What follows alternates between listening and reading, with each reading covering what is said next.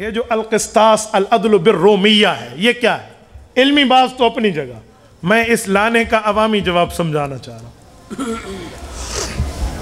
امام بخاری رحمہ اللہ رومی زبان سے استدلال کرتے ہوئے جملہ دے رہے ہیں۔ کیوں؟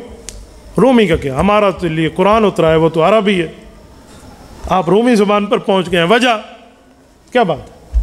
بھائی امام بخاری سمجھانا چاہتے ہیں، باقی سارے جوابات اپنی جگہ، لیکن اس فقیر کا جملہ بھی ذہن میں رکھنا۔ رومی زبان ان دور میں رومی کون ہوتے تھے؟ آپ اٹھائیے پرانی تاریخ کہ آج سے 1000 سال پہلے رومی کس کو کہتے تھے؟ رومی کون تھے؟ ان کو عربی میں بنی اصفر بھی کہتے ہیں، تو بنی اصفر کون ہے؟ یہ رومی کون ہے؟ موجودہ دور کے انگریزوں کو رومی کہتے تھے اس زمانے میں، یہ رومی ہوتے تھے انگریز۔ جرمنی کو بھی روم کہتے ہیں، غلبت الروم کو غلبت البون کے ساتھ ہم اس کی تشریح کرتے ہیں۔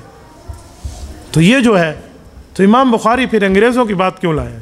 وہ بتانا چاہتے ہیں دین کے داعی بنو، اگر دین پھیلانے میں تمہیں کافر کی زبان سیکھنی پڑے تو سیکھ لو، یہ ذہن میں رکھنا۔ العدل بالرومیہ کا ایسے مذاق نہیں ہے۔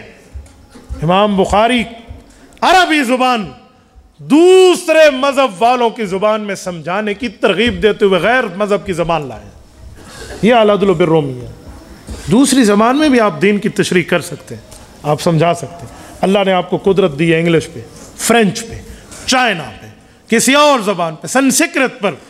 آپ دنیا کی ایسی زبان جہاں تک لوگوں تک اگر دین کا پیغام نہیں گیا، جیسے ہمارے دعوت و تبلیغ والے دنیا میں چل پھر کے اللہ کی دعوت کو اور اللہ کے نبی کے پیغام کو پھیلا رہے ہیں، تو تمہیں اگر کسی اور زبان کو سیکھ کر دین سمجھانا پڑے تو پھر تمہیں ہچکچاہٹ اور الجھن کا شکار نہیں ہونا چاہیے۔